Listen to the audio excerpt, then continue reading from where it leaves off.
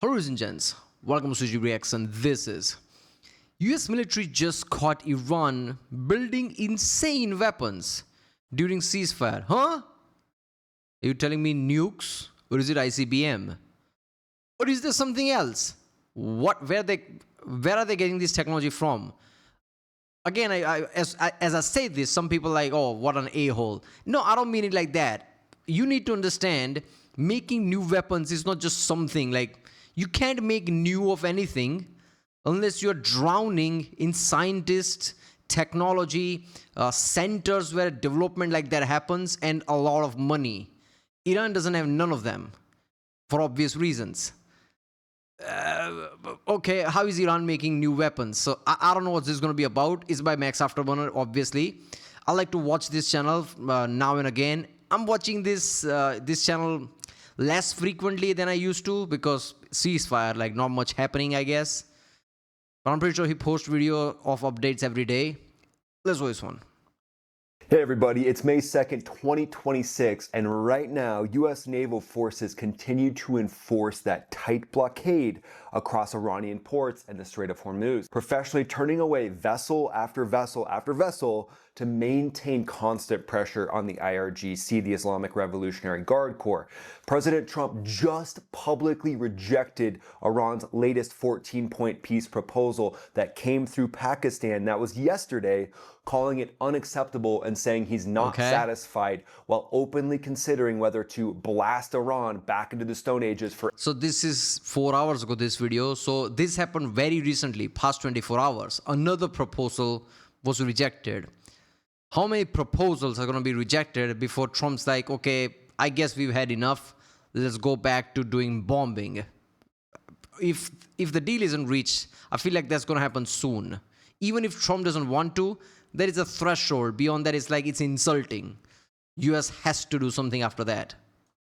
Forever, reports from a top Iranian military official confirm that Iran is expecting the war to start again soon. That's the rhetoric coming out of Iran, stating they are fully prepared for renewed hostilities and will respond forcefully if the U.S. takes any further action. That same official emphasized Iran's readiness to defend its positions and deliver a stronger counterstrike if the ceasefire breaks. And this is breaking news right now from News Nation. Trump says no to Iran deal, considering further military strikes. President Trump goes on to say they're not there, talking about Iran. He said Friday while speaking on the South Lawn of the White House, they get close and then a new group of people come in. They don't know who their leaders are. They have no idea who their leaders are, but they're very confused. And that makes sense when we think about the different factions in Iran right now. You've got the IRGC, the Islamic Revolutionary Guard Corps. Those are the hardliners that are in charge of the military, likely the ones exerting most of the force and pressure on the other factions right now. And then you have the Ayatollah class, where they don't really know where they stand. They know Majabta Khamenei is supposedly the next one in line. He's injured and really doesn't have the ability to come out into public even at this point. And then you've got the political class, like the foreign minister and the president, and all these different factions are vying for power. They're trying to come up with a solution where they think they can actually hold the regime in power, with the IRGC likely being the strong arms at this point, telling everyone else what to do. But then there's factions within the IRGC itself, so it makes sense that there's a ton of confusion right now. And with this new proposal being rejected, now IRGC doesn't have control now. I think they always had some level of control. I think Supreme Leader, even before the war, kind of gave certain autonomy, let's just say, to IRGC on certain topics. Unless some topics directly require Supreme Leader to say something, Supreme Leader is like, yeah, you do your thing.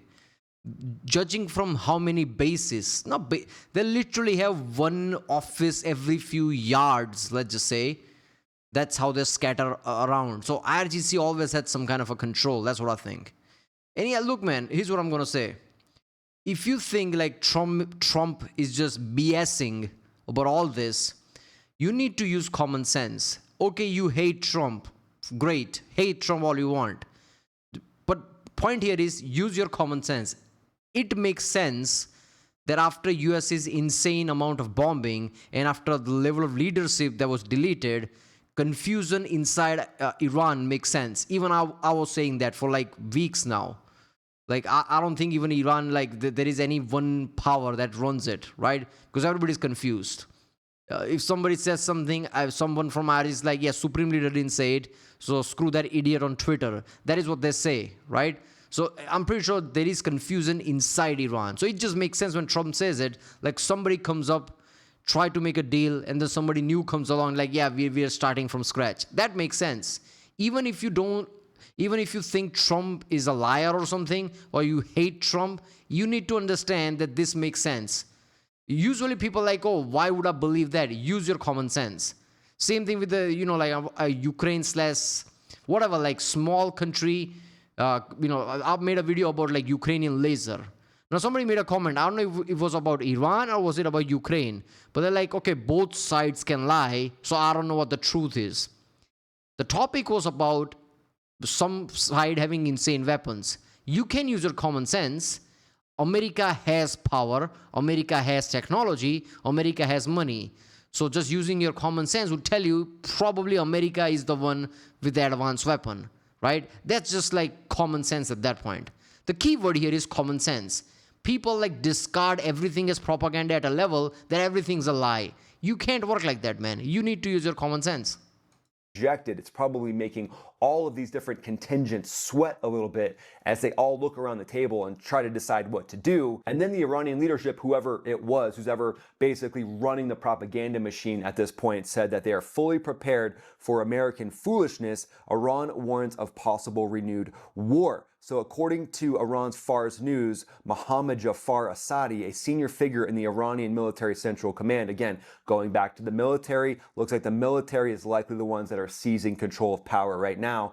He said a renewed conflict between Iran and the United States is likely. And he's a military commander in Iran, the most hardline commander you could get in Iran. So, of course, to him, he's only got a hammer. I said that in the start of the video. See? Common sense. How many times before enough negotiations fail that US has to do something? Otherwise, your own people gets pissed off at you, like you're ruining the reputation.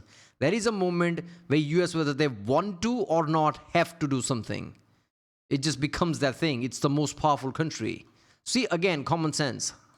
So everything looks like a nail, and he would probably love to go back into fighting and into war because it's what he knows, and maybe he sees this as a way for him to gain ultimate power in Iran itself. But it shows the fighting of the different factions in Iran. A senior Iranian military officer on Saturday also said it was likely that the war with the United States could resume after US President Donald Trump said he was not satisfied with an Iranian negotiating proposal. So as you can see, the rhetoric is lighting up. Could this lead to new hostilities? It's definitely not off the table. The article goes on to say, according to Iran's Fars News, again, that's an IRGC-backed news agency, Mohammad Jafar Asadi said that the Iranian military central command believes that a renewed conflict between Iran and the United States is likely. He told the publication that the recent actions and statements of U.S. officials only aimed at extricating themselves from the mess they have created. Well, it doesn't look like a extrication to me. It looks like the blockade is right there on your front doorstep. So if that's what you consider exiting the conflict, I think you maybe need to look at what you define as exiting a conflict. But a fresh look at this situation. Again, I've said this many times, whether you believe it or not, but I'm unbiased as I can be, right? I believe that at a certain level that is true. A lot of US officials are trying to exit out of this. And the reality behind that is because USA is a democracy and because there's like a term limit to everything, this is like that, like in how business, there's like always quarterlies, right? Before this quarter is over, how much profit did we make? Should we think about 5 years from now? No. What about this quarter? There is that mentality. There was a like, okay, America's so powerful, this war will be over pretty fast. That's what they thought. They didn't realize that Iran's going to be so like resilient to that. Even if most of the things are destroyed in Iran, they're still not giving up. I don't think USA, basically military, government, whatever, thought of that. They thought after this level of destruction, surely they will make some deal. That's just common sense. That didn't work somehow. And even to me, it baffles me The Iran, after everything that happens, is still not making a deal. So there is that element of like US is trying to like, okay, how to finish this thing because it's dragging out too much. There is that element. Shows that the Iranian regime, who's ever in charge at this point, is digging in hard during this pause. And what weapons are they focusing on during the pause? Well, the US Navy is out there executing precision blockades against all their different economic forces, their ability to actually power the regime to build new missiles or to build new weapons like the Shahed drones to actually get more of those in their stockpiles. They likely don't have the ability to do that, and their production facilities were decimated. So what are they going to focus on now? Well, it's likely going to be any of the ballistic missiles that they already had in their stockpiles, and now they're just going to try to get advanced targeting data, likely from China, as their number one focus right now. And even hiding. You given them breathing room, man. I think that's gonna have some consequences. I don't know how big, but yeah, if conflict starts, that I don't know what to think of it then, man. Because this month off was probably just enough to do certain damage that could have been avoided.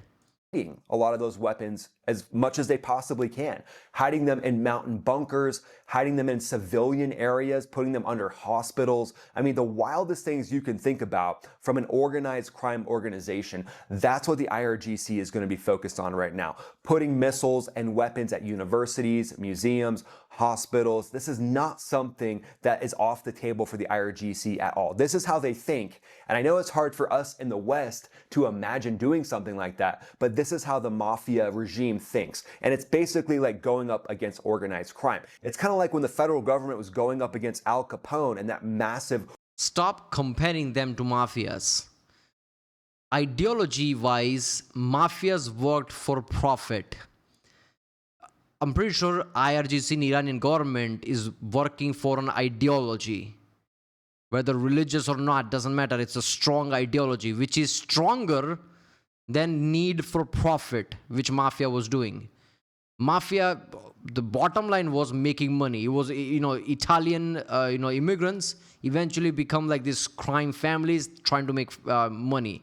That was very profit-based. This is not. This is much more extreme. This is ideology-based. So their end goal might not be people's safety, obviously. Organized crime apparatus. It's their end goal, like, whatever ideological end goal, right?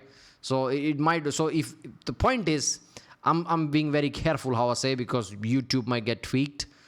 But the point I'm making is, even if some people gets deleted, they might chalk that up to like, yeah, it's for our ideology and it's for good. That's how they would see it. I don't think mafia would see it like that. Mafia would like, is it about profit? Not, okay, let's not go all the way with family. I'm pretty sure mafia even had codes when it comes to their own families, like never attack them and things like that. So that's different.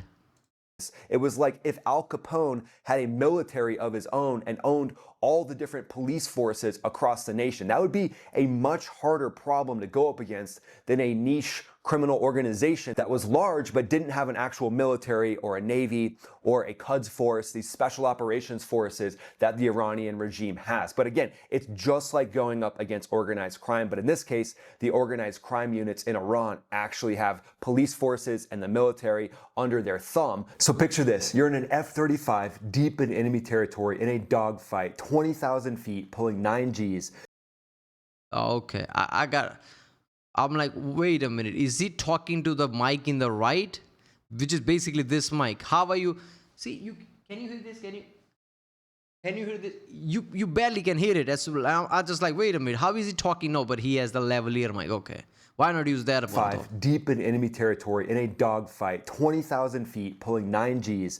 But your wingman's got that, oh, well, we'll just see what happens attitude. But one wrong call, and you're a smoking hole in the ground while your wingman's off doing loops to music. There's a reason why you wouldn't trust a lazy wingman with your life.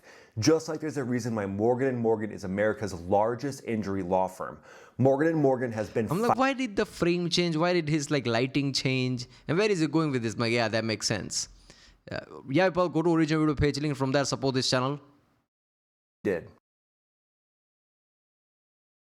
But in the last 24 hours, this ceasefire has never looked more shaky. I mean, basically on a razor's edge, with President Trump's administration notifying Congress that active hostilities had terminated under the War Powers Resolution timeline during the ceasefire, signaling that the fighting phase could kick back off and not be under the control of the War Powers Act. The U.S. Navy blockade is obviously in full effect now, with 45 ships turned away. The U.S. administration is looking Iran dead in the face and sending a very clear message that the U.S. Navy, Air Force, Army, even with the 82nd Airborne being in the region, is not ready to walk away at this point, and they're going to negotiate from a position of strength, and they're not leaving till they actually get the deal that they want. And this blockade is starving the regime's oil capability for selling their oil to nations like China and basically propping up the regime. Again, see my point.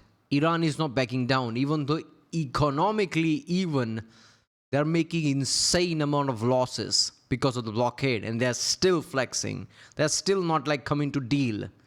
Literally 24 hours ago, this video is very latest, like 4 hours ago this video was made. So literally in past 24 hours, Trump was like, yeah, we can't reach the deal, implying Iran didn't agree with certain like terms. Even now, Iran is not agreeing things.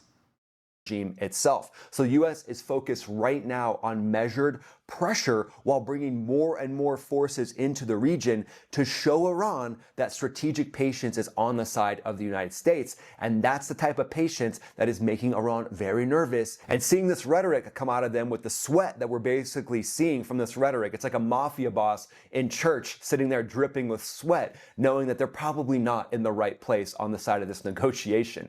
But Iran's taking full advantage of this pause. They're likely frantically rebuilding their stockpiles as much as they can, or reallocating their stockpiles to hidden areas, since their industrial base has basically been decimated. Now, they're probably converting any type of factory they can into a war weapons making factory, and reports have shown that they've ramped up efforts to dig out and salvage missiles, munitions, launchers that were pre-positioned in underground missile cities or buried under debris from previous U.S. and Israeli strikes. They're prioritizing their most capable systems, solid fuel ballistic missiles such as the Sajel, Kaber Shakan, and Imad series for quick launches from mobile or hardened sites.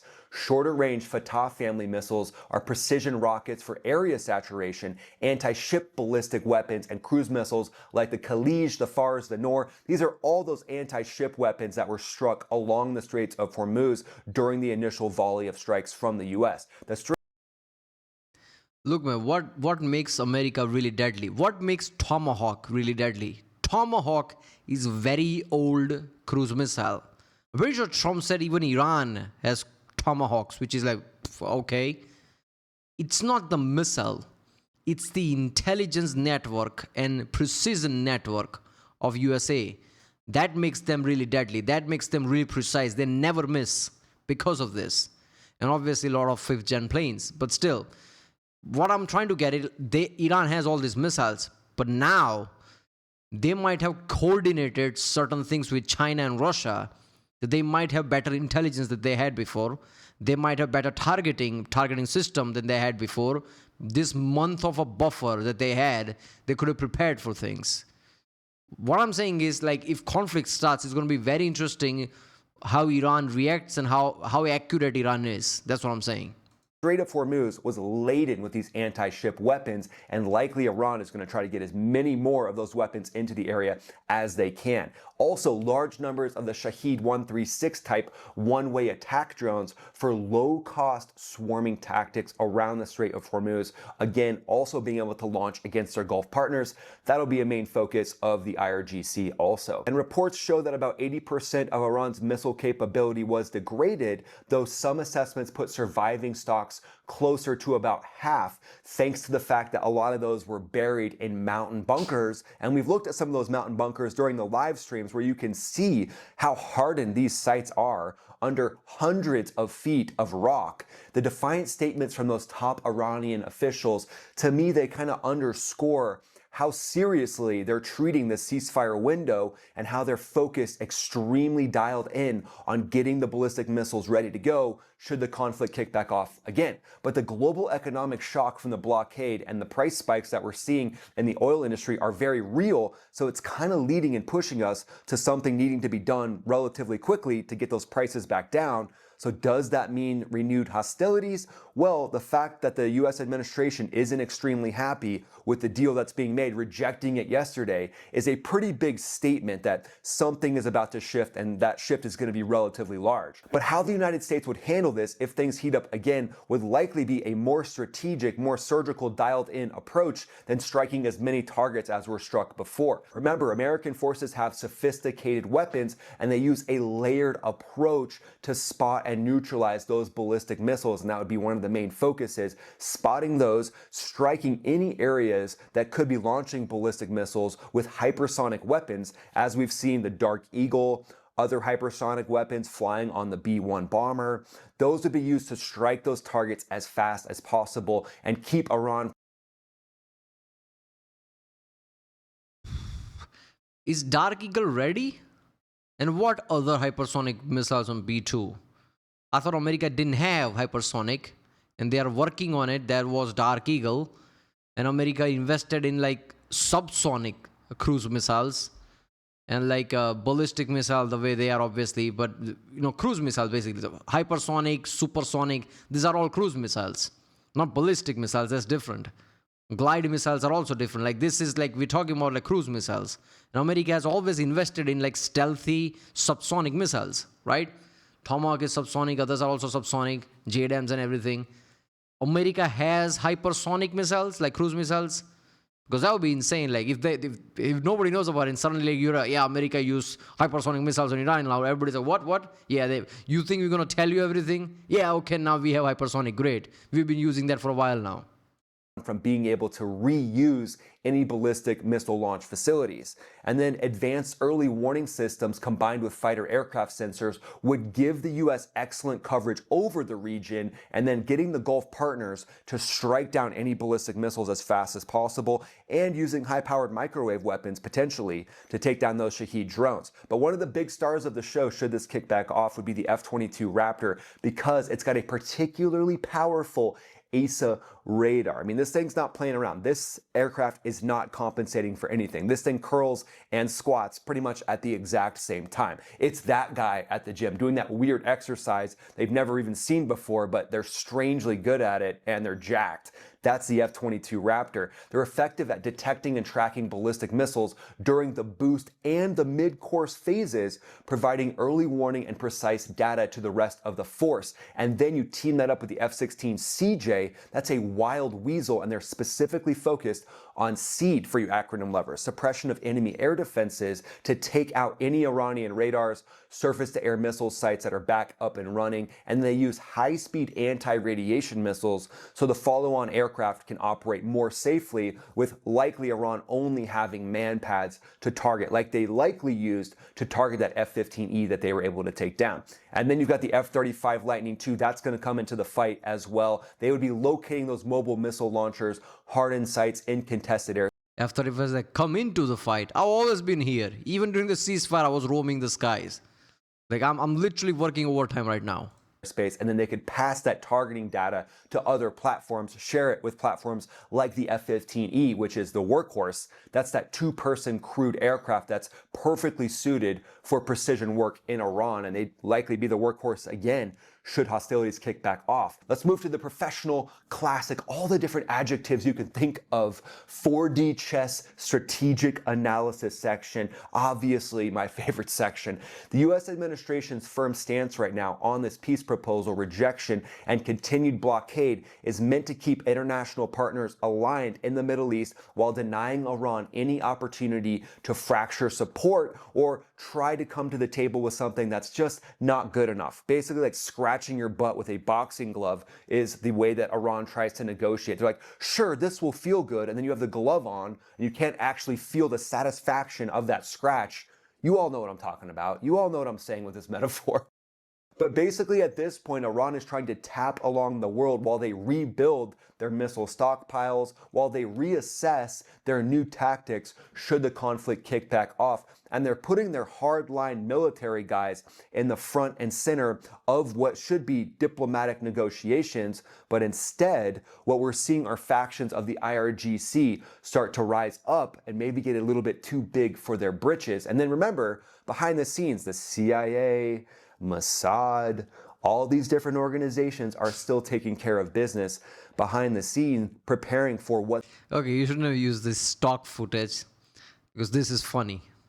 The way just like, what is this, Pink Panther? What is This next phase could look like, maybe even causing internal fractures within that regime itself. But if Iran does kick this off, they're going to focus on salvos of ballistic missiles. They're going to be looking to try to shoot anti-ship weapons. So again, a lot of strategy happening behind the scenes, but the US response to this new kickoff of hostilities, if it does happen, it would be methodical and it would be overwhelming, using those detection capabilities focused on the stealth assets like the F-22, the F-35. But at the end of the day, the US is continuing to approach the situation with resolve, measured strength. The US has a massive amount of forces in the region, 50,000 plus. And at this point, if the gloves come off, it looks like the American military machine is ready to rock and roll, but Iran won't be nothing. They're going to put up a lot of ballistic missiles, a lot of Shahed drones, and they'll be trying to cause as much chaos in the region as possible. And right now, we're seeing them tap along the world and tap along the US with these half-measured agreements and their negotiations. Oh, we'll have an agreement tomorrow. Oh, we'll have an agreement in a few days. Just wait for this agreement. We'll definitely get you a good agreement. Meanwhile, they're building their ballistic missile stockpile even bigger. They're killing what's said to be thousands of their own people again, with them potentially killing anyone that they think could be a dissident against the regime, because the regime is getting so nervous about what could happen with these internal fractures happening from within. So potentially things are about to get wild. What do you think? Yeah, look, man, here's what I'm going to say. It's surprising to me that Iran always walks out of negotiations without actually coming to a deal. Why? Every time America is attacked, somebody in the top position has died. So people in top are probably, one of the people in top is probably attending these negotiations. Is it not dawning on them, if the attack starts, I'm probably the target. I'm probably the first one to go. So they're still like, yeah, we're not going to reach, like, I'm defiant. Yeah, as soon as you hear the attacks happen, you barely have minutes left at best. Or maybe you are the one where the attack starts and you won't even see it coming. Times like this, self-preservation usually kicks in and they're still like, okay, we're not going to do a deal. That is surprising to me.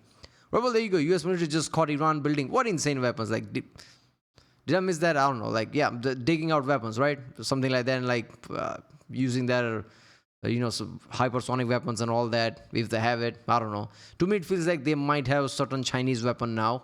Who knows what's going to happen, right? They supposedly had Chinese weapon that could sink an aircraft carrier, but that never happened. So at this point, like, who knows what happens, right? I don't think China would risk that. China would not risk that, because if USA blames China, like, you don't want that. As China is rich, like second most richest country on the planet. There are statistics as well. Do they really want to risk their luxury and their leisure life for Iran? That's the thing. So they're probably not going to give anything to Iran, but who knows, right? I'll see you next time.